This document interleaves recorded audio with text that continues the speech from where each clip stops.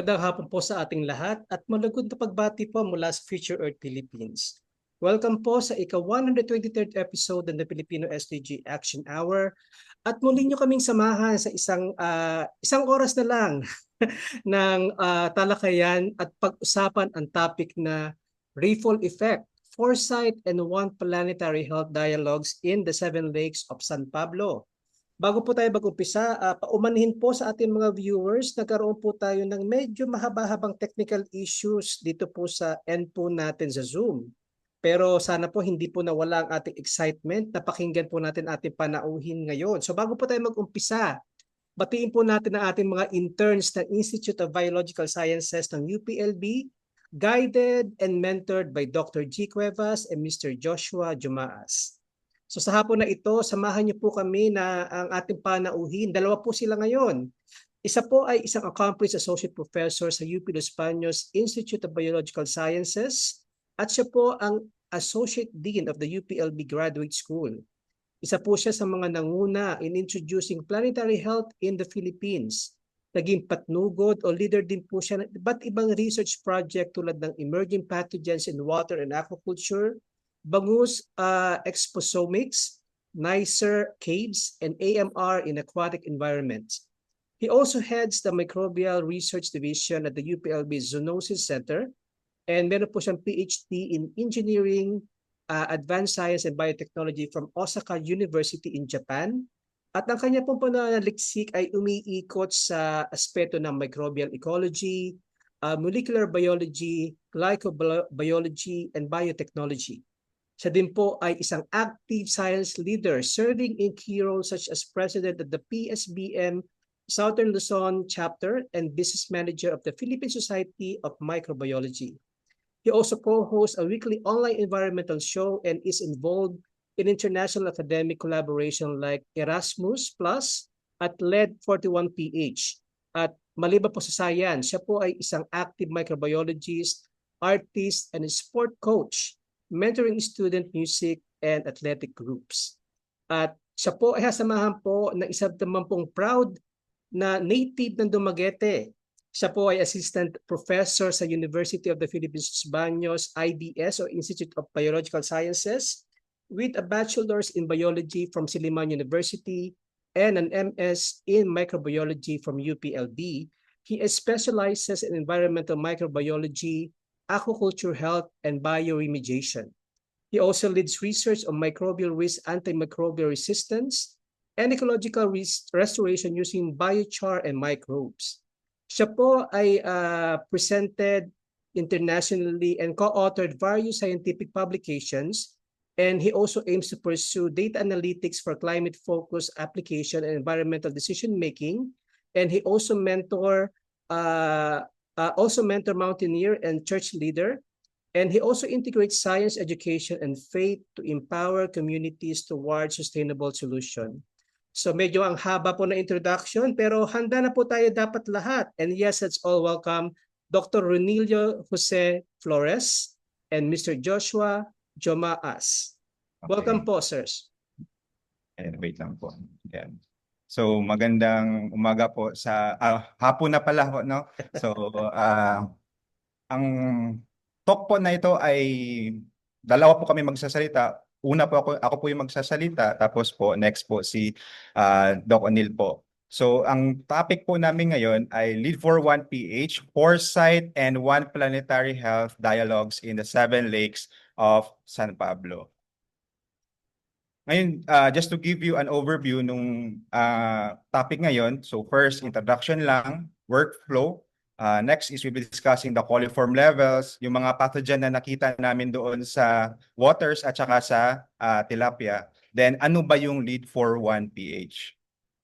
Ngayon, just to give you a background on the formation of the lead for 1pH, ito po ay under the umbrella po ng 7 Lamps program. So, yung 7 Lamps, meaning nun, 7 Lakes Assessment Sir, and Monitoring po. Meron na po tayo pinipresent na PowerPoint? Nag-share na po tayo ng screen? Naka-share. Wait sir. Sige po. Sige po sir, wait lang po. Naka-share na ako sir. Share. Wala akong app. Ano to siya? Ayun. Ayun, meron. Okay. Sorry po, apologies po. Ayan. Tanong ko na natin.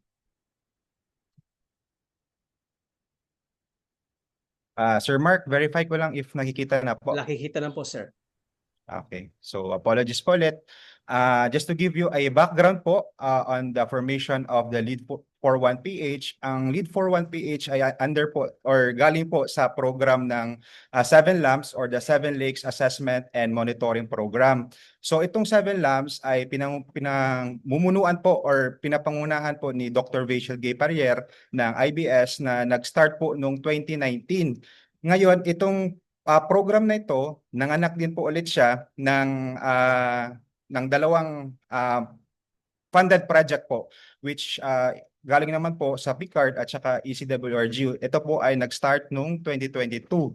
Ngayon sa nung PCARD and ECWRG na funded project, may tatlong projects po dito which are your water quality modeling, the prevalence detection of emerging bacterial pathogens which we'll be discussing ngayon, at saka yung decision support system po ng project ng CPAC po. Then after nito po, kakastart lang po nung panibagong project po namin ngayon po, no, which is the APN. Ito po ay Japan project. Later on po, I think Doc O'Neill will tell you more about the LEAD 41PH.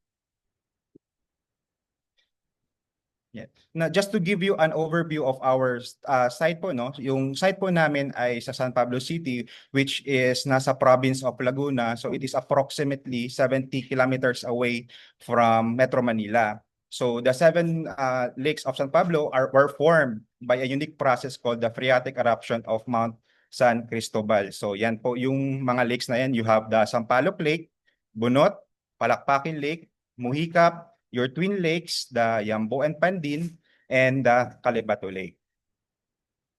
Now just ito po yung real time or yung drone shots pala nung mga lakes na sa San Pablo. So makita nyo po diyan ang dami talagang fish cage. So ang I think po yung naglampas lang po ng 10% dito ay I think yung Bunot at saka yung Calibato po, yung lumampas po. Pero ito po ay 2024 pa na datos, so baka ngayon po medyo baka po nagbago na rin po siguro. Now, just to give you a workflow nung ginagawa po namin nung previous project at saka sa ngayon. So una po, ang ginawa po namin is nag-conduct po kami ng mga meeting with the LGU. So kasama po namin dyan yung city administrator, konsihal, ng mga taga-Menro, taga-agriculture at saka mga taga-tourism po. Next po is nag-conduct din po kami ng participatory rural appraisal kung saan po kami nag-interview ng mga stakeholders po, mga pharmacy at saka mga bantay lawa. So makwento ko lang po dito, no. So yung experience po kasi namin dito sa pag-interview, no. So medyo nung unang engagement namin sa community, medyo frustrated yung community kasi nga po nalaman po namin na maraming mga researches, maraming mga university, maraming mga estudyante na nagkakandak ng mga research doon sa lakes nila, pero wala po silang nakukuhang datos, no? So, kaya po kung makita niyo po dito sa ginawa ng project namin, sa pang-apat po, may data repatriation po talaga or yung pag-report namin ng datos na nakuha namin sa Seven Lakes. And I think ito po dapat yung putulin na kultura natin na sa scientific community na dapat kahit mga students pa lang, I think maraming mga estudyante na nanonood ngayon na dapat yung mga data ninyo ay dapat talaga maibalik or masabi niyo doon sa community. Kasi po, number one reason, nakakawa po yung community, nagkakandak ng tayo ng mga monitoring, tapos hindi nila alam yung anong nangyayari ng lawa nila. Pangalawang reason po, nakakawa naman po yung mga susunod na mga projects or mga projects na papasok po doon sa area. Kasi magkakaroon po yan ng parang domino effect, no? So doon sa amin po, ganun po yung nangyari sa amin una. Pero after mga ilang months po, no? So after 6 months, nagbigay kami ng datos, nag-update kami ng datos nung lawa. Sinabi namin na ito po yung datos na nakuha namin, pero hindi pa namin kayo mabibigyan ng buong picture. doon sa kung ano talaga ang nangyayari doon sa lawa ninyo. So ngayon nga po, so after 1 year, po medyo nagbago po or nag-shift po yung behavior ng mga stakeholders kasi po ang ginawa nila, ini-invite na po kami sa mga fiesta nila, no? So which is a good indicator na they are very willing at saka cooperative po sila talaga. Next po, i-discuss ko po muna yung coliform status na nakuha namin po doon sa lakes po, no? So ano ba ang coliform? So ang coliform ay maliliit na germs or mikrobyo na naturally na makita po natin sa mga environments tulad ng lupa, tubig, or even po sa mga tao at saka mga hayop. So if may coliform po sa tubig, ibig sabihin lang po nito, ito ay sign na madumi ang tubig natin, no? At saka hindi po safe to drink or to swim. So ito po ang total and fecal coliform. So kung makita po nyo dito, ito ay from Dow 1990 at saka Dow 2022. So ang max limit lang po ng total coliform ay 5,000 at saka sa fecal coliform naman po ay around 200 lang po dapat, no, for the class C. So ang 7 lakes pala ay class C na water body classification based on DNR. Ngayon po, ito po ang datos ng total coliform from LLDA, no, from 2009 to 2022. So makikita niyo po dito, ang may mga lumampas po talaga doon sa limit na total coliform, which is katatandaan natin, which is 5,000 lang. For example, sa 2009, ang pinakamataas na coliform na nakita nila ay nasa Lake Yambo, nasa more than 16,000 po yan, nakalimutan ko lang mag-add ng greater sign. Sa 2016 naman, Muhikap po, Kalibato po yung pinakamataas. Sa 2017 naman, ang pinakamataas ay sa Bunot, tapos sa 2018, Pandin po yung pinakamataas na coliform. Now, sinubukan namin before that, so yung sampling pala ng LLDA dito ay every quarter. So first and fourth month ay monthly, tapos yung second and third quarter ay one time na lang. So one sampling site lang din po yung ginagamit nila. Ngayon po, tinry po namin i-present ito sa community, itong ganitong data na naka-graph, naka-table. Medyo hindi po nila talaga ma-appreciate itong mga ganitong presentation po, no? So may ginawa po kami sa project na medyo unique din po kasi nung present namin sa community ito at nakita po nila, sila po ay nag-react, no? So nag-react sila, lahat ng ulo nga gumalaw. So ibig sabihin po ay nakuha nila yung message or nakuha po nila yung pinaparating ng aming proyekto. So ang ginawa lang naman po namin ay doon sa proyekto namin ay yung datos na nakuha namin, nilagay po namin sa mapa. So halimbawa, ganito po yung ginawa lang po namin. So kung makikita po ninyo dito, ito pong red one, or itong pula dito, ito po yung mga built area or yung mga bahay. Ito pong mga green po ay your vegetation at saka itong kulay brown na yung range area. Tapos kung makita po din nyo dito, the darker the blue color, mas mataas po yung concentration ng coliform, no? Kung makita po natin dito sa label, mataas po talaga ang concentration dito sa Littoral Household, near Household. May restaurant po dito sa Pandin, kung nakapunta po kayo sa Pandin. Itong area na to, kung saan po kami nag-interview, ayan po, medyo mataas po yung concentration. Though nasa ano lang naman po, nas passing pa rin po, no? Hindi pala kasi ito po ay fecal coliform, so lumampas po siya sa 200 na limit. So nasa 702 po yung concentration niya. So mababa pa rin naman kumpara sa ibang lakes na makita niyo po later on. Ngayon po, ito naman po ang sa Yambo Lake. Ito po yung katabing lake ng Lake Pandin. So makikita po niyo dito, mas mataas po yung concentration ng coliform dito sa may fish cage area. Dito din po sa may built area, may mga restaurant na po dyan, may mga hotel na rin pong tinatayo. So yung pinakamataas na total fecal coliform, no, ay nasa 33,000 po. Nasa fish cage area po yung pinakamataas na concentration ng level ng coliform. Next po ay yung sa Muhikap naman. So same din po ng story, no? So karamihan po talaga ang mataas po talaga yung coliform level, doon talaga sa malapit po talaga sa bahay. So ito po, malapit po ito sa may bahay po dyan, hindi lang talaga kita sa mapa or sa usually po talaga mataas po talaga yung concentration ng coliform dito sa may bahay kumpara po sa mga fish cages po. Next po, itong Calibato Lake naman. So itong Calibato Lake, medyo unique siya sa amin, no? Kasi napansin namin, hindi po doon sa malapit sa bahay yung mataas yung concentration. Doon po siya mismo sa fish cages yung mataas yung concentration. Now, napag-alaman pala namin, yung outlet ng Calibato pala ay may dam siya doon. So yung hydrology ng water, possible po siguro naka-apekto po doon sa flow ng water, kaya po siguro naka-concentrate yung coliform doon po sa gitna ng lawa po. So yung coliform po dyan, umabot po ng 116,000 po. So mataas po talaga. Imagine niyo po, ang level lang po ng allowable limit ay 200 lang po. Etong palakpakin din po, no? Same story din sa ibang lakes na usually talaga makikita po talaga natin na sobrang taas ng concentration din talaga ng fecal coliform sa mga built areas or yung mga malapit po talaga sa bahay.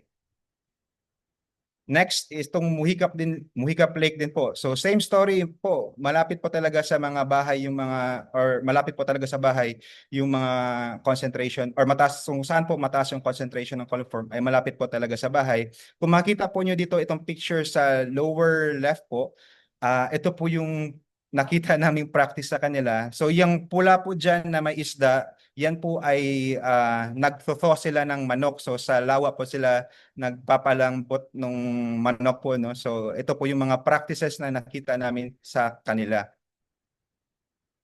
Ngayon po, so ito yung pinakasikat na lake. So isa sa Sampaloc Lake. So I think karamihan sa atin nakapunta na dito. Sa data ng San Pablo, ang Sampaloc Lake ang pinakamataas na may influx ng tourist po. At saka ito rin po ang may pinakamataas na level ng fecal coliform. Kasi po kung titignan po natin ang mapa, dito po sa may drainage area po na ito pong nasa lower left, no, na picture na may label dyan na drainage, dyan po ang pinakamataas na coliform na umabot po siya ng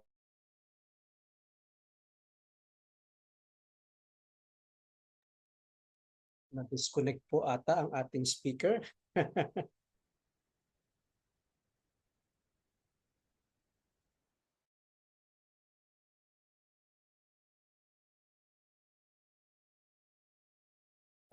Yan. Sir Mark, okay lang po ba? Okay na Sorry. po, okay na po. So, yun nga po, no, ang Sampaloc Lake po ang pinakamataas na nakita namin, yung pinakamataas na level ng fecal coliform. Kung makita po niyo dito sa may drainage area po, no. So hindi po namin alam kung saan galing po yung tubig diyan sa drainage, kung saan po nanggaling. So yun po ang isa pang kailangan ng alamin kung saan pa talaga nanggagaling kasi sobrang taas po ng fecal coliform. Umabot po yan ng 16 million po. More than 16 million po ang dami ng coliform po dyan sa may malapit po yan sa mga bahayan din po dyan, mga establishment, mga restaurant, sobrang dami po. So yun pa po ang kailangan naming pag-aralin kung saan ba talaga galing yung coliform niyan. So itong kagandahan naman ng Sampaloc Lake, kung makita niyo po doon sa mapa ng Sampaloc Lake, naka-cluster po kasi yung mga ano diyan, yung mga fish cages. So yung mga fish cages po, malayo po dito sa mga built areas na sa may parte pong upper right po, no? Ito po dito. So medyo mababa ang concentration ng fecal coliform pero lampas pa rin po doon sa limit. So yun nga po, ang sinabi ko kanina, maganda sana mapag-aralan yung hydrology ng tubig dito sa mga lawa na ito dahil para po ma-establish kung saan po talaga pwede ilagay yung mga fish cages po sana. So for the following slides po, no? So for the next slides, this will be reported by Dr. Ronilo Jose Flores na po. Ayan. Magandang hapon po sa lahat. Magandang hapon Sir, po, Doc O'Neil. ayan, so parang may segment 2 po tayo ng ating reporting. So thank you Sir Josh for discussing yung mga ginagawa natin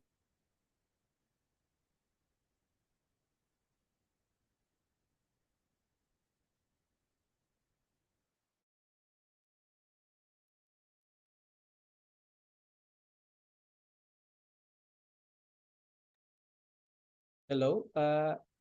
Naghang po ba si Sir?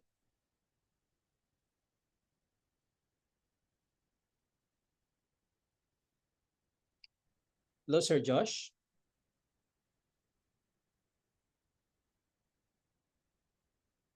Sila? Nako ma'am, malamang po naghang po kasi nasa Los Baños po sila eh. Ganun po talaga sa Los Baños. Hintayin po natin makabalik po ma'am sa room.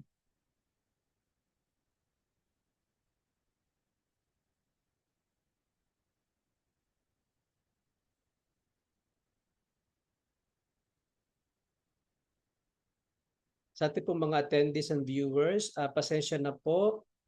Talaga po, normal po na kapag po ang aming pong mga guests and speakers ay nasa Los Baños, ganun po talaga ang kanilang connection.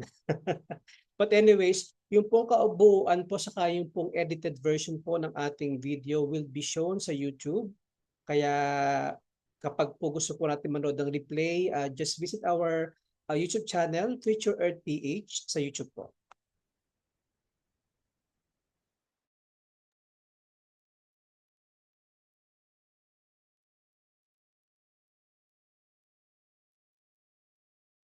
Tawagan ko lang po ha.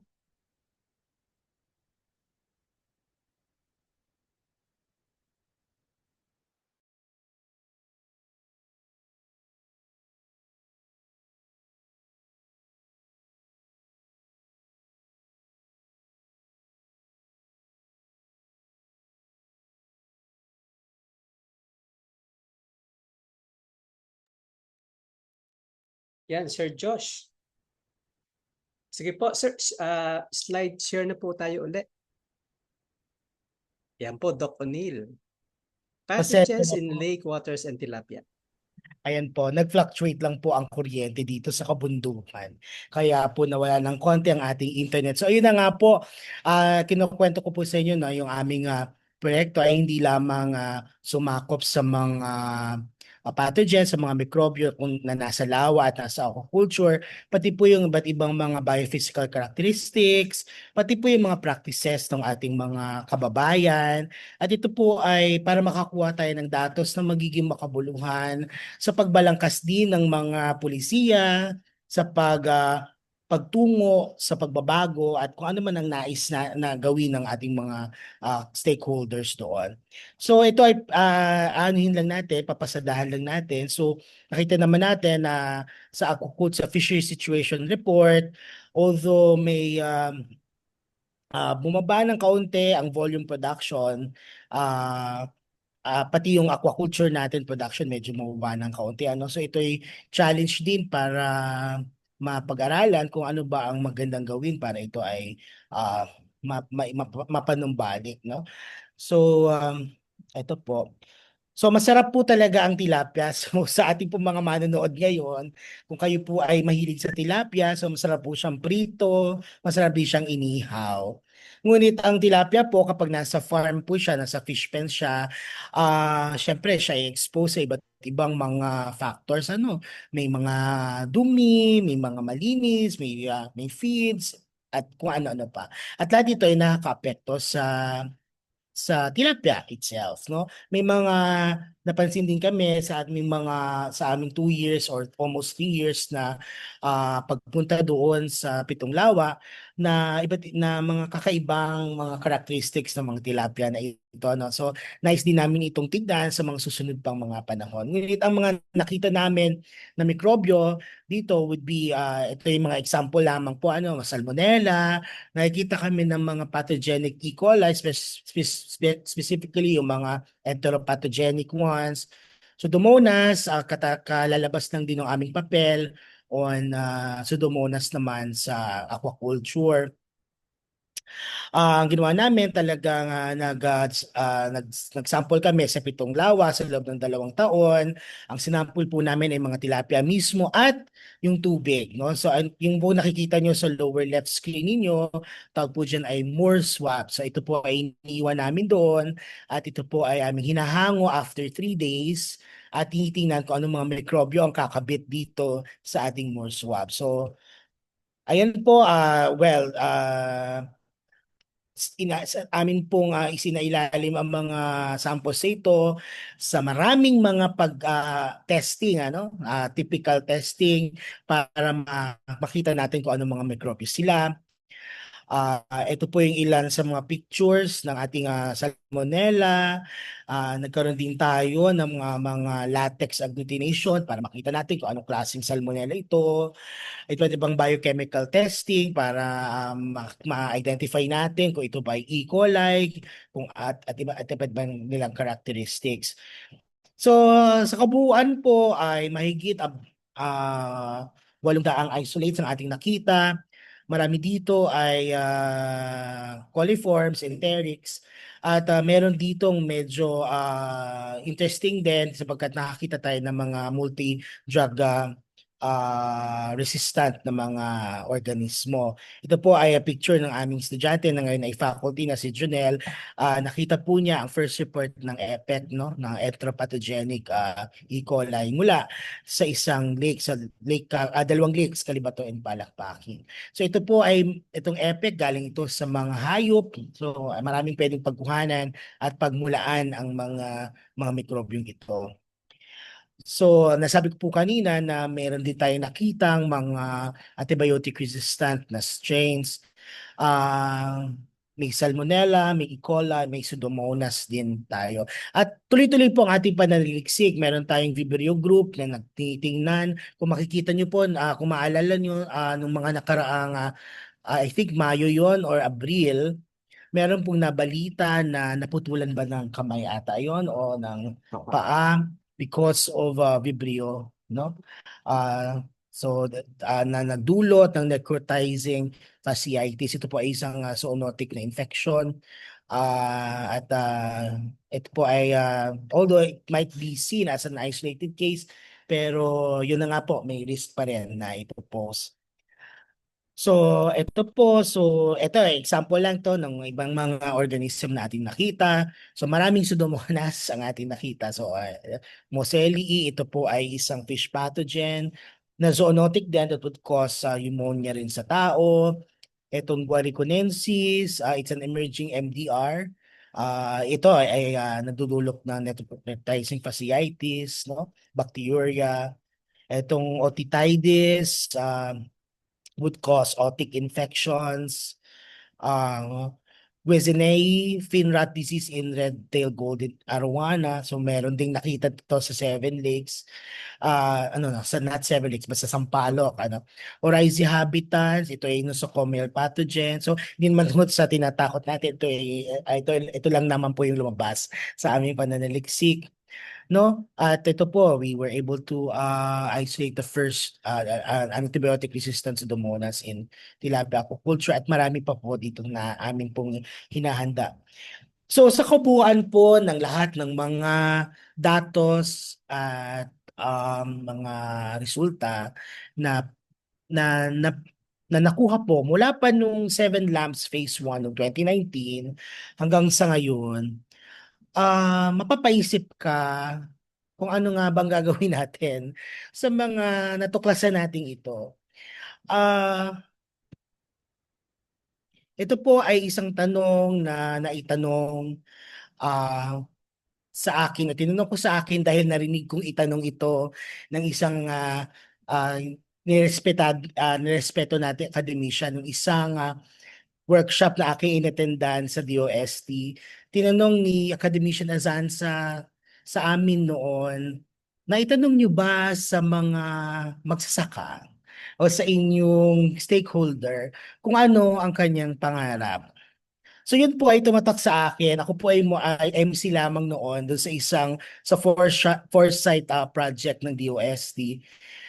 Tumatak po yun sa akin at sabi ko, o nga no, ang dami nating datos pero kailangan nating tanungin ano nga ba ang pangarap ng mga mangingisda ng LGU tungkol sa kanilang pitong lawa. At ang mga pangarap na ito ay maaring magdulot ng pagbabago, maaring guided ito at evidence-informed.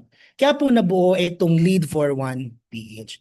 At nakaangkla po ito doon sa ambisyon natin 2040 sa SDGs 2030 na na mga goals natin bilang isang mundo at isang Pilipinas. So, isambit mo namin ang proposal ito sa APN or the Asia Pacific Network for Global Change Research. Ito naman po ay inaprubahan nila. So, ang Lead for One PH po ay nangangahulugang leadership for environmental action and development through foresight one planetary health approach. It's a multi-stakeholder capacity building policy and practice for sustainable use of aquatic resources, which integrates foresight using a One Health planetary health approach. Kumbaga, ang lahat ng mga bagay ay magkakaugnay, lahat ng mga impacts na ginagawa ng human activities ay nakaka-impact sa environment na nakakapag-impact din sa ating kalusugan at sa kalusugan ng mga hayop at kalusugan ng kalikasan. So titingnan po ng planetary health ang iba't ibang drivers ng factors at causes ng iba't ibang issues patungkol sa kalusugan ng mundo. Kumbaga sa isang donut, meron kang ang tawag po dito sa figure na ito ay donut economics na mula sa libro ni Kate Raworth na Donut Economics. Siya po ay isang millennial na ekonomista. Ang sabi dito, this is a good representation of what sustainability is. Ito po ay i-discuss ko sa aking STS class na ngayon po ay nanonood dahil ni-require ko po silang manood dito ng STS. So meron daw pong safe and just space for humanity to live. At ito po yung nasa loob ng green na donut. At kung lalampas po tayo sa ceiling at sa social foundation, mag-breach natin ang mga planetary boundaries. At magkakaroon po tayo ng problema sa mga social services sa social foundations. These are essentially ecosystem services. Sa ngayon po, marami na pong na-breach na social foundations at planetary boundaries na na-quantify na rin. Climate change, of course, kitang-kita. Nitrogen and phosphorus loading, biodiversity loss, land conversions. Lahat po ito ay nakaka-apekto sa kalusugan ng ating planeta. Ito pong gantong pagtingin ng nais naming ilapat din sa project na Lead for One PH. Ito po ay paggabay sa mga stakeholders lalo na sa LGU, sa communities, para masagot nila ang tanong na ano ang pangarap mo para sa pitong lawa. Guided at nakaangkla po sa science at sa consultation and collaborative effort. So, well, ito po ay ilan sa na napapakita lamang ng kapangyarihan ng tao para i-alter ang ating planeta. There was a period of great acceleration ng 1950s, dumami lahat ang consumption ng stress at dumami din ang nag-accelerate ang human impact sa environment, no? So kailangan natin ng pagbabago sapagkat nagbabago po ang ating mundo at hindi lang po klima ang nagbabago. Forest, biodiversity, desertify, land is desertifying, biogeochemical cycles are altered, pollution. No, ito po yung sinasabi nating breaching the planetary boundaries. At nakaka-apekto ito sa ating mga kalusugan. Kaya naman, nais naming i-push ang great transition, ang pagbabago sa paano natin pinoproduce at kinokonsume ang ating mga pagkain, paano tayo nag-manufacture ng ating mga produkto, paano tayo nagbi-build ng ating mga cities at syudad, paano tayo nagmamanage ng ating natural landscapes, at ano-ano ang mga istorya na ating sinasabi sa ating mga anak, sa ating mga kapwa. So it's a holistic approach. At ito po ay nangangahulugan ng pag-innovate at pag-collaborate sa bawat isa. It will take all of us, policymakers, farmers, doctors, students. Kaya po ang disenyo ng Lead for One PH is a multi-stakeholder, evidence-informed decision-making. So, ito po, sapagkat ang mga problema ay nakatali sa ating pang-araw-araw na buhay. Ayan. So there is a need for co-creation, no? So that's why ito po ang working together is a key aspect ng aming lead for 1PH. Ito po ay 2 taon naming ini-implementa, almost naka-1 taon na po ang proyektong ito at sinimulan ito sa pagbalangkas ng mga pangarap, no, ng ating mga stakeholders. Ano ba ang pangarap nila at paano ba nila gustong solusyonan ang mga problema na kinakaharap ng 7 Leagues of San Pablo. Ito po yung mga initial naming mga nakita doon at ito po ay patuloy naming pinapagtibay through a series of workshops at capacity building workshops and seminars towards the creation ng mga roadmaps and policies ng 7 Leagues. So kasama po namin dito ang UPLB, ang UPLB Foundation, APN, at ang LGU at iba't ibang mga agencies katulad ng LLDA, BIFAR, at mga iba't ibang NGOs. Pagbalangkas at pagtingin kung anong desired future ang gusto nila para sa kanilang lugar. Naniniwala kami na you cannot do all the good the world needs, but the world needs all the good you can do. Ito po ang isa sa mga lessons na natutunan namin dito sa training namin sa UPLB. Kung may gagawa kang maliit na bagay, ito po yung ginagawa namin para sa Pitong Lawa. Ito po yung aming grupo, the Me for PH group. Isa po sa mga proyekto nito ang Lead for 1PH. Kinoin ko po ito na mag-mean ng meta-organism, microbial ecology, exposomics, ecoinformatics engagement for planetary health group. Me for PH, me for the Philippines, ako para sa Pilipinas sapagkat lahat po ng ating ginagawa ay para naman talaga sa Pilipinas. Nais ko lamang pong banggitin ang mga kasama namin dito sa Lead for 1PH. Ito po ay interdisciplinary team na mula po sa halos lahat ng kolehiyo ng UPLB, mula sa CPAF, sa VetMed, sa Policy, sa DevCom, at kasama rin po naming proponent ang LGU, ang Municipal Agriculture Office. Ito po yung iba pang teams namin kung saan galing ang mga datos na ginagamit namin para doon sa capacity building and policy formulation, the Me for 7 Lakes, the Me for PH Bangus, and ito yung bago naming grupo, the Decomposition Group, at marami pang iba. Collaboration po talaga ang puso ng mga ginagawa namin dito, and of course, hindi namin magagawa kung wala ang iba't ibang mga partners at funding agencies na fina-flash namin sa scheme. Marami pong salamat. I know the time is not enough, but if you have questions, you can just email us.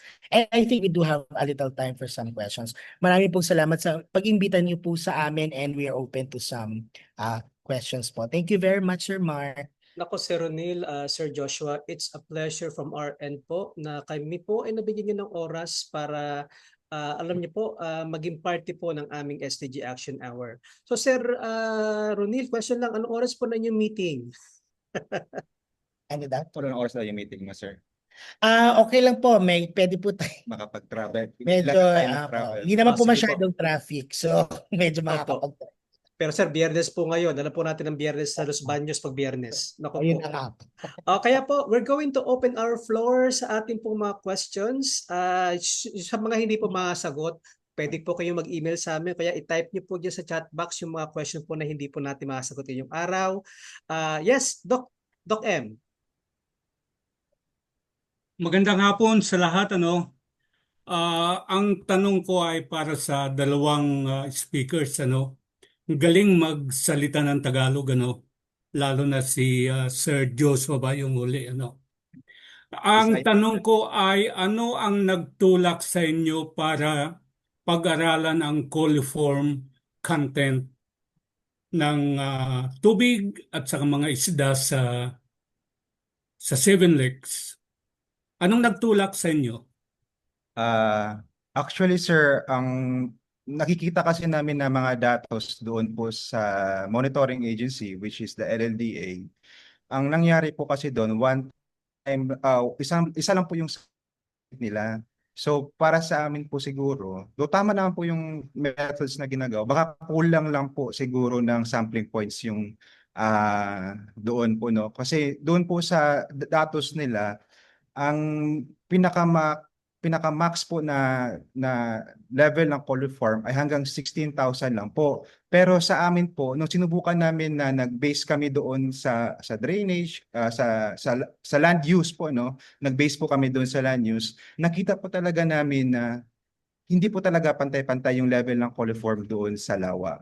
So, yun po sir. So, yun po yung ano namin. Sir, baka may dagdag po kayo. Ayun po, yun pong mga pagtingin po sa coliform ay coordinated din po sa LLDA. Actually po, lahat po nung aming mga datos ay sinubmit namin at nagpapasalamat sila na na naging mas kumpleto po yung kanilang mga datos para sa kanilang pagmomonitor po ng coliform levels ng 7 lakes. Hindi kaya ang nagtulak sa inyo, sir, ay marami o mataas ang report ng human diseases diyan sa may area ng Seven Lakes sa tao due to coliform. And isa pa ay baka ang daming mga piggeries at saka mga poultry establishment yan. So that could be one of the reasons. And Yes. then another one ay, di ba may isang malaking hospital na malapit Sir, sa dyan? may Palok Lake po. Hindi kaya may possibility na mayroong mga waste from the hospital na accidentally natatapon or what dyan sa Seven Lakes? Sir, accidental po ba o intentional? Sir, kasi kung hospital ka, imposible po aksidente yon, sir. Safe lang ako, sir. Safe lang yung ano ko. So yun lang Tulong yun lang. So I think maganda na mayroon kayo ring data kung mataas ang incidence ng problema sa tao due Yes. to coliform. And yun ang talagang malaking reason why you have to study or establish yung coliform level ng lakes diyan, ng water diyan sa Seven Lakes at saka yung mga isda. Bakit pala bangus hindi nyo tinignan, sir? Sir, yung sa bangus po sa Seven Lakes ay wala pong ano doon yung fish pens dedicated for bangus production. Mga natural po yun, although hinuhulog din ng BIFAR yun. Pero sir, nagkaroon po kami ng bagong project po, bangus exposomics naman po ito. Ganun, halos ganun din po aming titingnan yung exposures ng bangus. So, yung po sa Seven Lakes, wala masyadong bangus pero nanganak naman po ng isa pang proyekto na kakasimula lang po nung April on bangus po in the Philippines. Thank you, sir. Thank you. Thank you. Thank Ito you po, nga salamat. dahil po sa presentation po ni Sergio saka si Doc Ronil, natatakot akong kumain ngayon ng tilapia. Unless kailangan, sir, pritong-prito, deep fried talaga. Sir, Masarap naman, Sir Mark, ang malutong na tilapia. opo, sir. Sir, nag-wonder lang ako, no? Kasi na-amaze ako kasi ako po kasi, sir, ay tubong Laguna. Pinanganak din po ako sa San Pablo, tulad niyo po.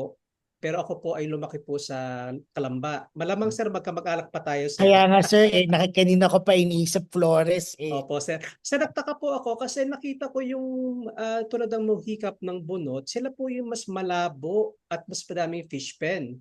And to my amazement, hindi pala siya Wika po hindi. Kalibato yun. kalibato po saka yung bunot. So, sila po yung mas madaming fish pen tapos medyo mas murky po yung lupa po nila, ay yung kanilang tubig. So, na-amaze po ako na hindi pala porke murky at yung isa mas malinaw, mas mataas na yung chloroform ng isa. So, doon po ako na-amaze. Okay, malaki po pala ang factor talaga ng tao when it comes to chloroform. So, Yes. sir, meron po bang issue ng eutrophication naman doon sa mga area na masyadong gamit or exhausted sa fish pens? Oo. Hmm. Ah, Yung datos kasi nun sir ay hindi po kasi sa amin, no? So may ibang projects po, sana siguro mas maganda makakapagsagot talaga doon. Kasi yung tinignan lang po talaga namin ay yung sa mga mikrobyo lang po talaga. Pero alam ko po meron po doon. Yung isang partner po namin doon, sina Sir John Vince Prieto po, sila po talaga yung nag-check ng water quality doon. Pero ang makikita natin doon talaga, may mga, marami na rin talaga mga algae na Algae. nakita. Ang tubig rin, may mga nakita ka kaming potential ah, biological indicators. Ito yung mga mataas ang level nila kapag malapit na yung dome or yung pag-turn Like that. nung lake, kasi yung ibang lake po nagta-turn, at pagkasama ng pag-turn niya, ayan na, susunod na ang fish kill. So inaaral pa ho ng kills. aming grupo kung maaaring gamitin itong mga specific algal populations na ito as a biological indicator for an impending um, duong or turning that would lead to possible fish kills. Pero hindi pa ho tapos yung aming laban, pakikipagniig. So sana po ay matapos din namin 'yon. So pero yun na nga po, itong mga 7 lakes pong ito ay lahat po sila ay Class C as classified by LLDA, na ano po siya, na angkop para sa aquaculture, ano, Mm. at hindi para sa drinking Kasi, at swimming. Sige po, salamat po Sir Ronil. Ang dami ko pa pong question but we only have 5 minutes to go. So for our last question for today, let's give it to Sir Ike Sineres. Sir Ike? Magandang hapon po mga speaker. No? good afternoon sir. I recall many years ago, I was part of a study by LaSalle Life Institute for the Environment. Kasama namin ng Polisay. In fact, that's also one reason why na-invite ako kasi I have a Polisay background from UP. Nakita ko yung value ng Polisay in terms of mobilization. So, well, nananaginip na din lang tayo. Ba't di tayo mag-isip ng combined collaboration between Diliman and Los Baños? Tama yung NCPAG. Actually, malaking value ng NCPAG. Yeah. Kasama ang probably BA. Kasi negosyo yan, no? So, interdisciplinary, kasama yung Diliman at saka Los Baños. And who knows, pati Iloilo. Yeah. Diba?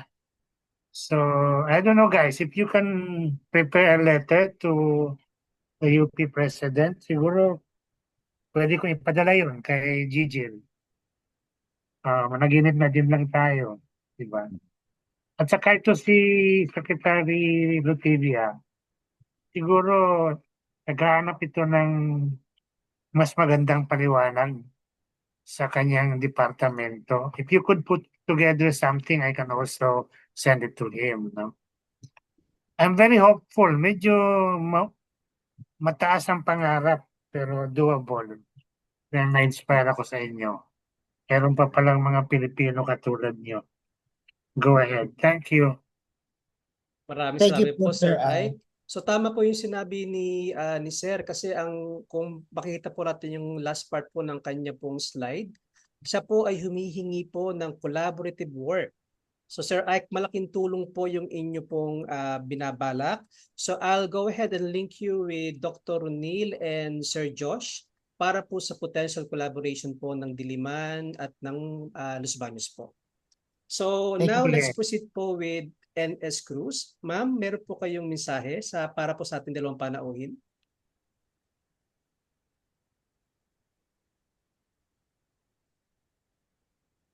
O wala po si ma'am. Ay po. Maraming salamat sa inyo. Nako. At paumanhin at nagkaroon tayo ng glitch dahil sa scheduling sa NAST. And hindi namin anticipate ito, no? Anyway, sana maganda nga at nagkakaroon din tayo ng mga estudyante. Sana yung ibang estudyante mapunta rin sa inyong project, sa internship nila, no? Para sila matuto. At saka yung nagustuhan ko yun na ang data nyo ay binabahagi uli doon sa community. Importante yun kasi kung hindi madadala sila. Okay po. Maraming salamat sa inyong dalawa. Thank Ako, you po, Sir Josh, ma. Doc Ronil, ako po talaga ay bitin sa ating session for today kasi 30 minutes po ang kinain ng ating technical issues. Sana po, Sir, mag-request po ako sana po meron pa po tayong part 2, if okay lang. Yes po, anytime po. Set po natin po yan. Siguro po, Oo. by July or August po. So anyway, sir, sa mga panauhin po natin, you can go ahead and fill up the link that we send for your certificates and baka po i-require din po kayo ni Sir Ronil sa mga student po ng STS. So kumbaga maging ebidensya po ang inyong certificate that you attended this session. Sir, required po ba sila? Opo, yung klase ko po ngayon ay 4 to 5. So lahat po sila ay nandito nanonood sa FB Live. Kaya po yan po mga class, yung nasa class po yan, just kindly fill up the form. That will serve as your attendance.